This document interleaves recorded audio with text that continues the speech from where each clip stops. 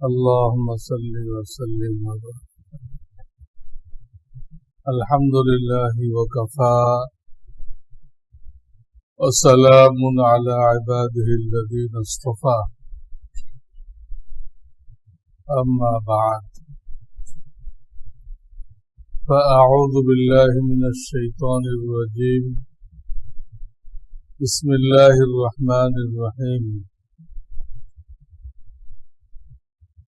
وأنزلنا إليك الذكر لتبين للناس ما نزل إليهم.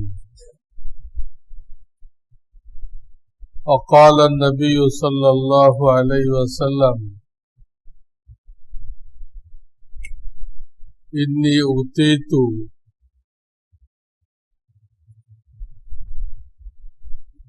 أكثر الأحكام من القرآن، أو كما قال عليه الصلاة والسلام. গত জুমাতে আল্লাহর মেহরবানি আল্লাহ যে আসমানি কিতাব নাযিল করেছেন সেই ব্যাপারে কথা শুরু হয়েছিল। আমি বলেছিলাম সমস্ত আসমানি কিতাবকে মানতে হবে, বিশ্বাস করতে হবে যে আল্লাহ অনেক কিতাব নাযিল করছেন, কিন্তু সেগুলো কি তা আমাদের জানতেও বলা হয় নাই, মানতেও বলা হয় নাই, শুধু বিশ্বাস করো। আর আখেরি কিতাব যেটা কোরআন কারীম, এটা জানাও ফরজ, মানাও ফরজ।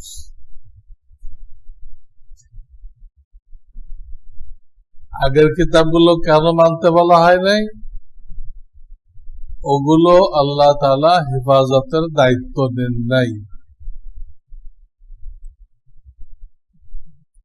কিন্তু কোরআনের ব্যাপারে আল্লাহ রাব্বুল আলামিন বিভিন্ন আয়াতে দায়িত্ব নিয়েছেন। ইন্না নাহনু নাযালনা যিকর ওয়া ইন্না লাহু লাহাফিজুন।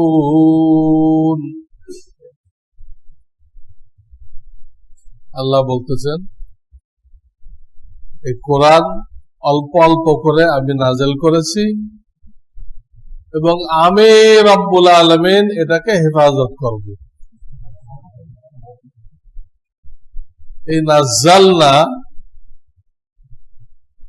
কোরআনের ব্যাপারে বলা হয়েছে, অন্য কোন কিতাব সম্পর্কে বলা হয়। কারণ অন্য কিতাবগুলো একবারে নাযিল হয়েছে,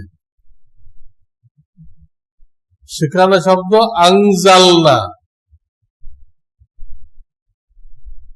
যারা আরবি গ্রামার জানেন তারা বুঝবেন, আনজালনা বাবে ইফআল 43টা বাব আছে, এক এক বাবে গেলে এক ধরনের অর্থ হয়। আনজালনা মানে একবারে নাযিল করা, আর নাযালনা এটা হলো বাবে তাফঈল। এই বাবের অর্থ হলো একই শব্দ, কিন্তু এক এক বাবে গেলে এক এক মানা হবে। এই আরবি ভাষা বাংলার মতো না, 43টা বাব, এক এক বাবে যাবে অর্থ পরিবর্তন হয়ে যাবে, শব্দ একটা। একই কলা মানে কথা বলা, একই কলা লাথি মারা, কি হলো? বুঝল? অভিধান খোলেন, কলা বিরিজলিহি, লাথি মারছে। তো ইফআল থেকে একবারে নাযিল করা, এটা শুধু ওই কিতাবের যিনি নবী ছিলেন আলাইহিমুস সালাম তিনি হাফেজ ছিলেন, আর কেউ না। উম্মতের কেউ হাফেজ ছিল। আর আমাদের কোরআন সম্পর্কে নাযালনা বলা হয়েছে অল্প অল্প করে 23 বছরে নাজিল করা হয়েছে। এইটার হাফেজ নবী করিম সাল্লাল্লাহু আলাইহি সাল্লাম নিজেও ছিলেন এবং তার হাজার হাজার সাহাবী, হাজার হাজার সাহাবী। কোরআন নাজিল হওয়া শেষ সাথে সাথে হাজার হাজার সাহাবী পুরা কোরআনের হাফেজ। সেখান থেকে শুরু হয়েছে এই সিলসিলা, আর বন্ধ হয় নাই, কিয়ামত তাক চলবে। এই কাগজের কোরআন যদি কেউ মিটাই দেয়, বাজার থেকে কিনে গায়েব করে দেয়, কোনো ক্ষতি নেই আমাদের। মুসলমানদের ঘরে ঘরে হাফেজ আছে, একজনকে বসাই দিয়ে লিখে নেবে। যেগুলো একবারে নাযিল হয়েছে এগুলো বিশ্বাস করতে হবে, আমলের দায়িত্ব নেই, কারণ তারা নিজের হাতে অনেক কিছু পরিবর্তন করে ফেলছে। শুকর হারাম ছিল, সমস্ত আসমানি কিতাবে শুকর হারাম, কারণ এ নোংরা খাদ্য পছন্দ করে, নোংরা জায়গায় থাকতে পছন্দ করে, যে কারণে এর পুরা শরীরে ব্যাকটেরিয়া ভরা। যে খাবে তার ভিতরে নানান রোগ হয়ে যাবে, নানান রোগ। আল্লাহ যখন বান্দার জন্য কিছু হারাম করে তো বুঝতে হবে বান্দার ফায়দার জন্য হারাম করছে। এটা নিষেধ যে করছে এটার মধ্যে আমাদের কল্যাণ, খাইলে আমাদের ক্ষতি। এত ব্যাকটেরিয়ার মধ্যে এত জাত, পুরোটাই নোংরা। আবার বেহায়া, এর তো বেহায়া কোনো জানোয়ার নেই। নবীজি বাঘের চামড়া ব্যবহার করতে মানা করছেন কেন? এই চামড়া ব্যবহার করলে গদি হিসেবে তোমার ভিতরে বাঘের স্বভাব আসবে। গোশত খাইলে এই নোংরামি তার মধ্যে আসবে না, রোগও আসবে, নোংরামি আসবে। এই শুকর যখন তার জৈবিক চাহিদা পূরণ করে তো আর কয়েকটারা ডাকে নিয়ে আসে সাক্ষী রাখার জন্য। কত বড় খবিজ জানোয়ার এটা, এবং এটা খাইলে পেটে এক ধরনের কৃমি হয়, ডেঞ্জারাস কৃমি, এটা তাকে নষ্ট করে ফেলে, বিভিন্ন অঙ্গ নষ্ট করে ফেলে।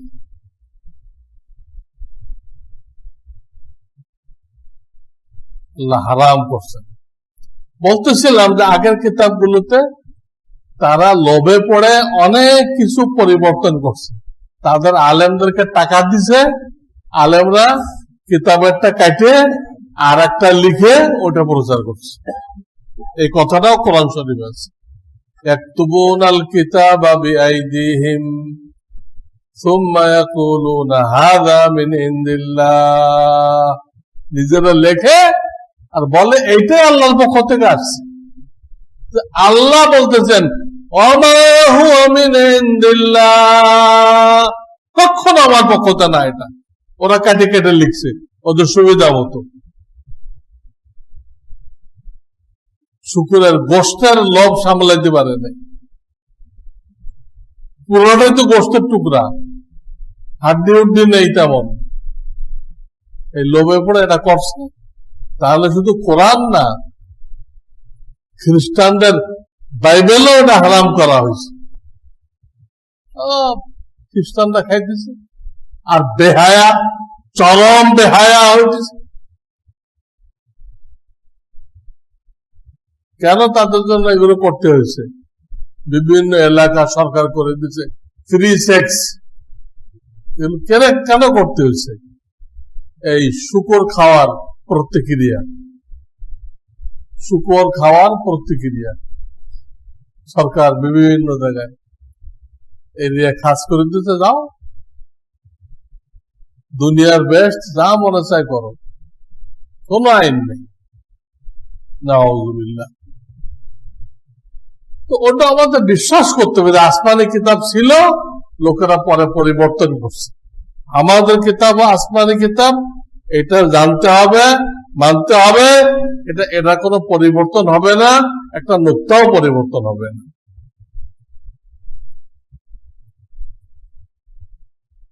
এই কিতাবকে কেন্দ্র করে আপনারা তিনটা শব্দ শুনবেন। কটা?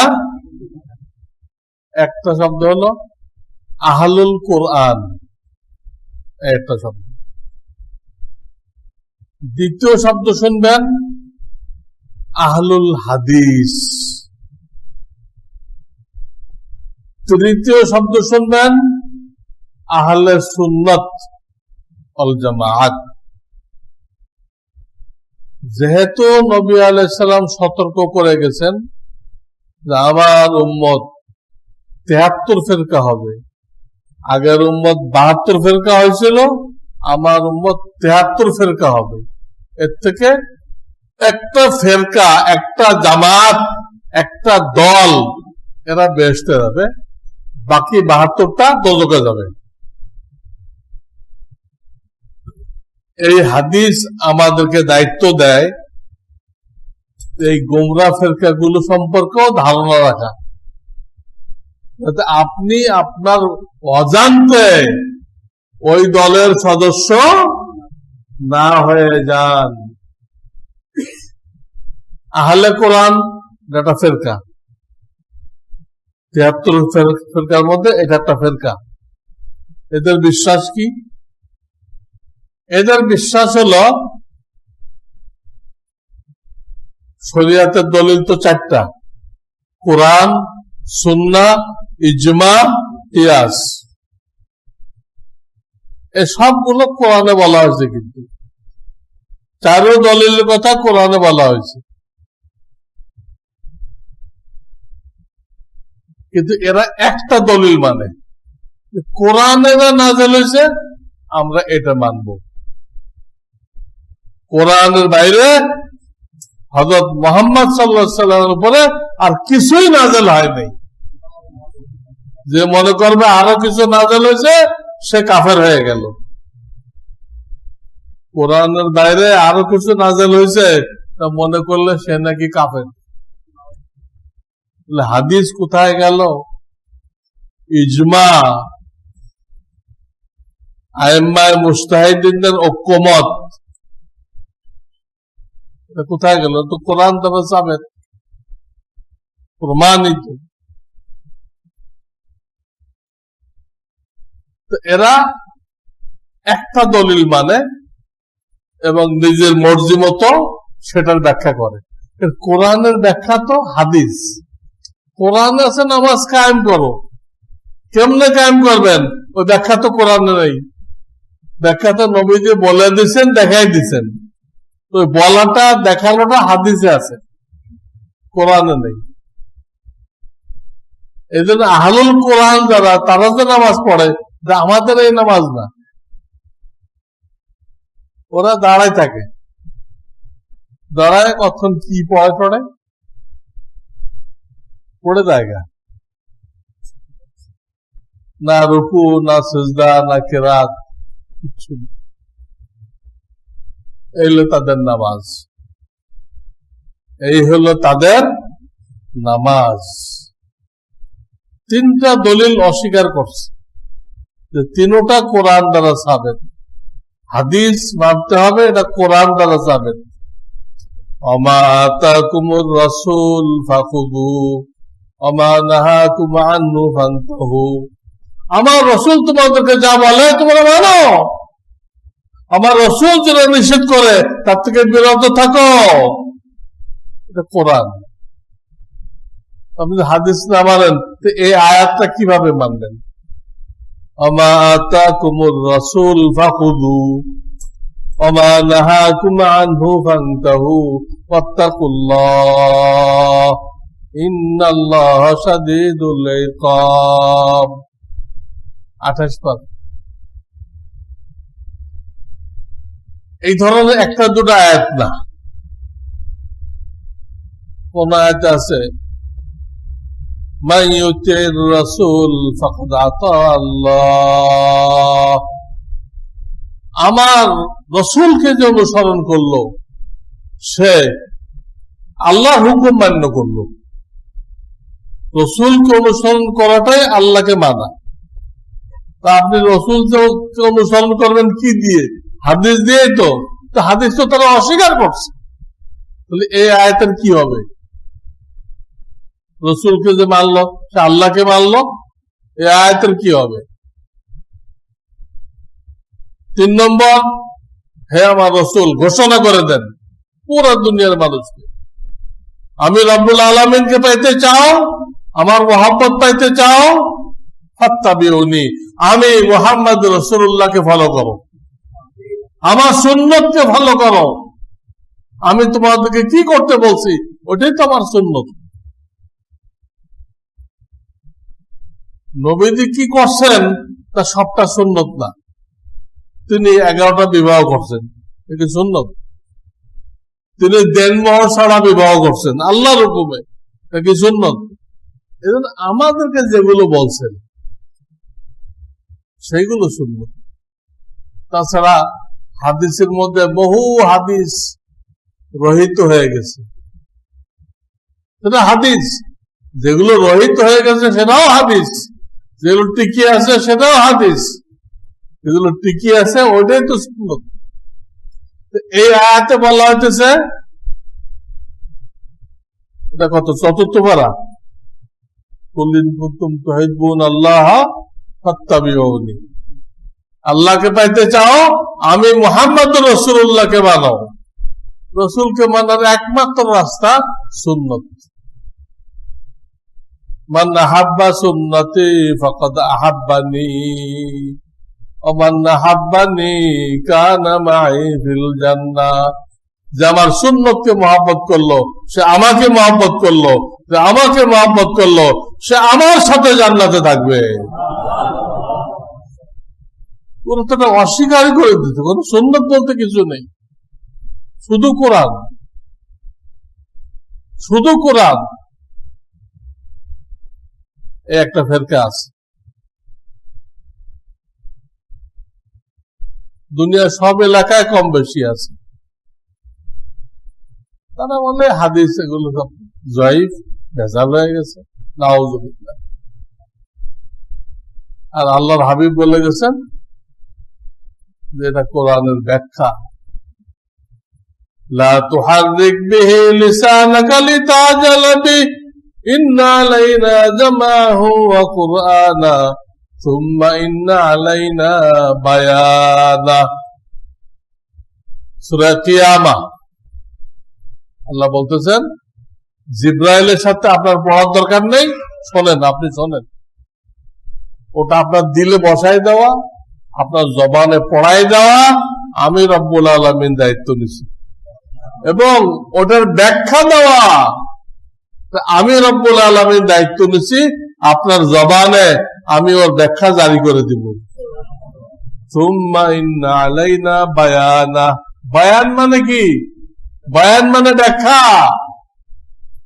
এই আয়াতে আল্লাহ তো কি ব্যাখ্যা হবে কোন আয়াতের, এটা দায়িত্ব নিছে। ওর বাইরে নবীজি কিছু বলতে পারবেন না, বলেনও নাই। কারণ এরা একটা কাফের ফেরকা, গোমরা মানে কি? কাফের। শরিয়াতে 3টা দলিল অস্বীকার করছে, সুন্নাহ, ইজমা, কিয়াস। বিদায় হজে আল্লাহ বলছেন যে আমি আজকে তোমাদের জন্য দ্বীনকে পরিপূর্ণ করে দিলাম। যদি আপনি ইজমা না মানেন তাহলে দ্বীন পরিপূর্ণ হবে না।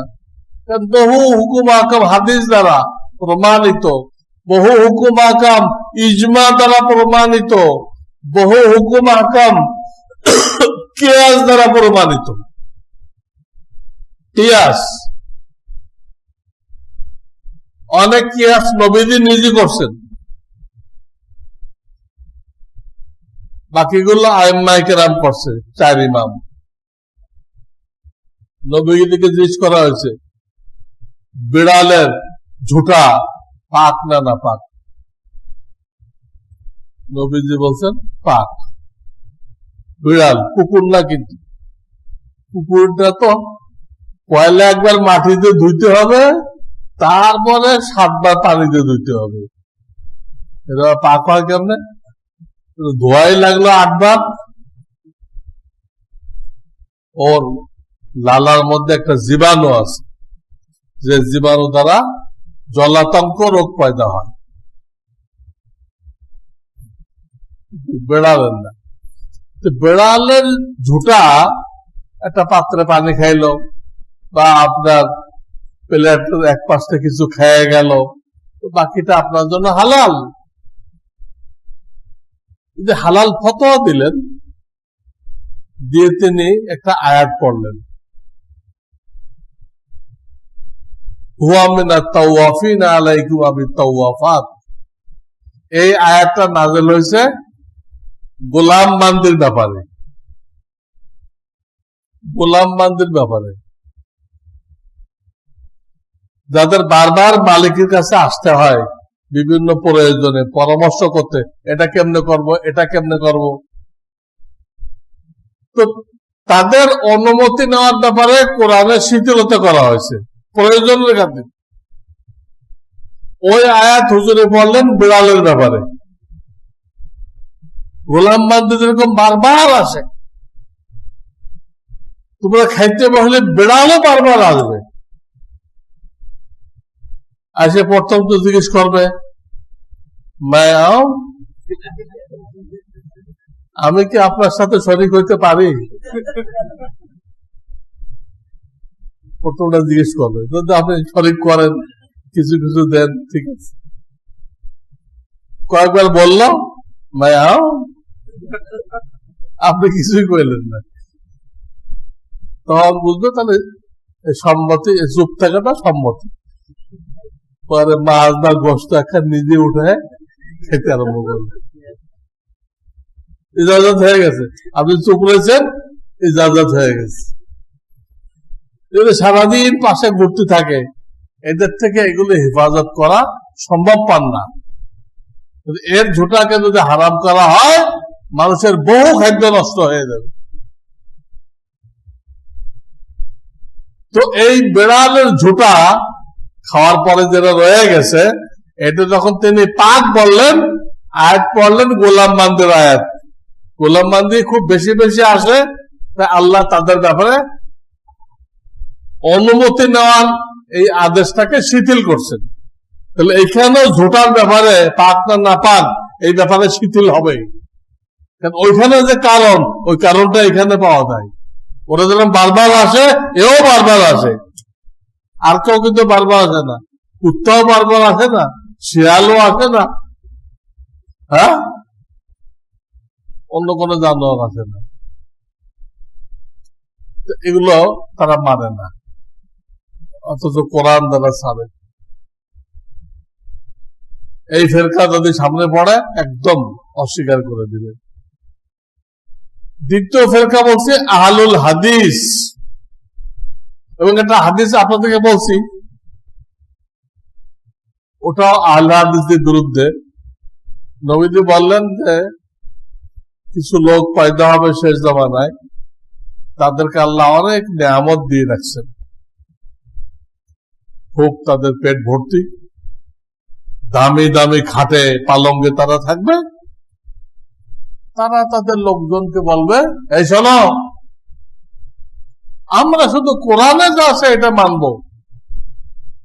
এর বাইরে আমরা কিছু মানব না। তারা এটা বলবে। জাহেল নবীজি বলেন, খবরদার, তাদের কথা তোমরা মানবে না। আমাকে বহু হুকুম হাকাম হাদিসের মাধ্যমে দেওয়া হয়েছে, সেটা কোরআনের সমান হইতে পারে বা কিছু বেশি হইতে পারে। মিসলাল কোরআন বাল আকসার, হাদিসের শব্দ। কোরআনে 500 মতো হুকুম হাকাম আছে, তাহলে হাদিসে 600 আছে, কোরআনে ডাইরেক্ট নেই, অনেক সূক্ষ্ম ভাবে আছে। যেমন গাধা খাওয়া যাবে কিনা স্পষ্ট নেই, কিন্তু একটা আয়াতে ইশারা হয় কিন্তু আল খাইলা ওয়াল বিগালা ওয়াল হামির লিতারকাবুহা ওয়া জিনা। এখানে গাধার কথা আছে, কিন্তু আল্লাহ ফায়দা বাইর করতেছেন তোমরা এটা চড়ে বিভিন্ন জায়গায় যাইবা। আল খাইলা ওয়াল বিগালা ওয়াল হামির, এই হামির মানে গাধা, হিমার মানেও গাধা, হামির মানেও গাধা। এখন একটা গাড়ি বেরোছে, এর নামও হিমার।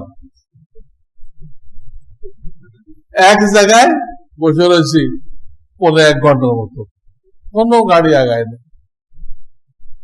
সব রাস্তাঘাট বন্ধ। আর যেটা মেইন রাস্তা ফার্ম গেটের, এটা তো টোটাল বন্ধ করে দিচ্ছে।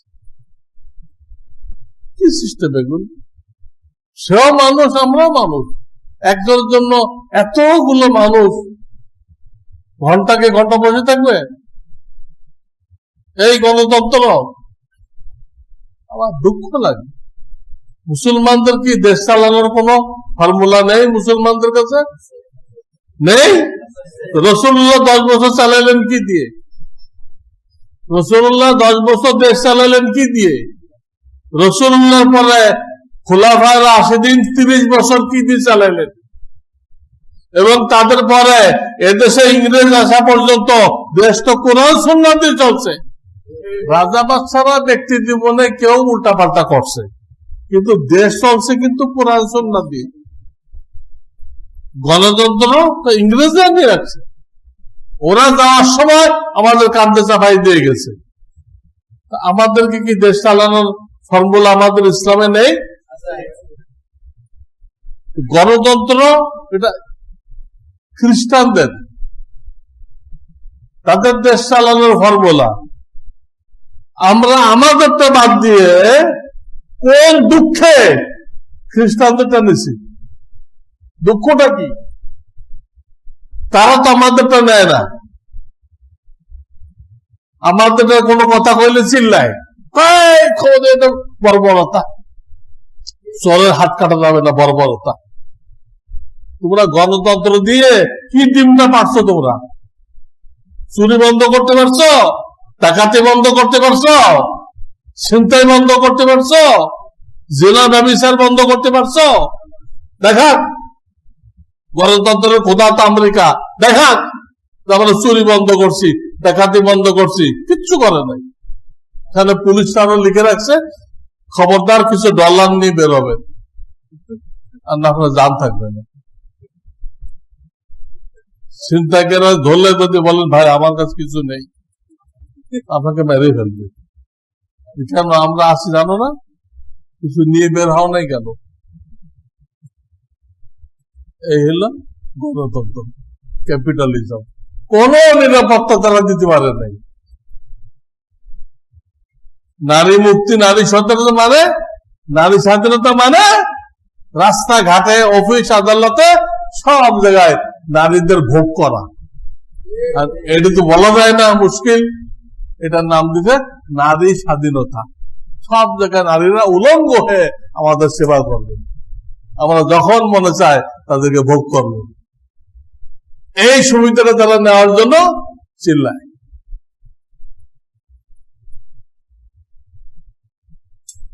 আর স্লোগান দেয় অর্ধেক লোকরে বেকার রেখে দেশের উন্নতি করা যাবে না। আরে পুরুষদের চাকরি দিতে পারছো, অর্ধেক লোক বেকার কেমনে?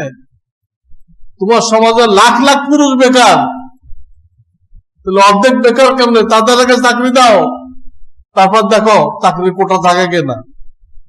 তাদেরকে সব ছিনতাইকারী বানাই দিচ্ছ। বিরাট পড়াশোনা করে কোনো চাকরি নেই, আর তুমি মহিলাদের টান দিচ্ছ। তাহলে ঘর সামলাবে কে? বাচ্চাদেরকে শিক্ষা দীক্ষা দিবে কে? তারা মাতৃজাতি, সম্মানের পাত্র। এই সম্মান কোথায় থাকবে? সে এক পুরুষের সেবা করত, এখন বিমানের মধ্যে 500 পুরুষের সেবা করত। এটা স্বাধীনতা? এক পুরুষের সেবা করলে স্বাধীনতা হয় না? 500 পুরুষের সেবা করলে আর তাদের মনোরঞ্জন করলে সেবা হয়। মুসলমানদের দিমাগ নষ্ট হয়ে গেছে। তাদের কাছে ওই পশ্চিমা বস্তা পচা গণতন্ত্র থেকে লাখো গুণ ভালো দেশ চালানোর পদ্ধতি আছে। এটা 1400 বছর দেখাই দিছে, এখনো কিছু আল্লাহর বান্দা দেখাবে ইনশাআল্লাহ। শুধু তাদের নামের উপরে সব চুরি ডাকাতি, পুলিশের ঘুষ সব বন্ধ হয়ে গেছে। পুলিশের ঘুষ বন্ধ হয়ে গেছে। আমার দেশে একটা ট্রাক দিনাজপুর তো ঢাকায় আসে, কয় জায়গায় চাঁদাবাজি হয়? পুলিশটা কয় জায়গায় চাঁদাবাজি করে? তাতে আপনার মনে করেন ক্ষতি কি? খাইলো পুলিশটা, খাইলো। ক্ষতি এই মালটার দাম বেড়ে গেল। জনগণ 40 টাকা কেজি পাইতো, এখন 50 টাকা কেজি লাগবে।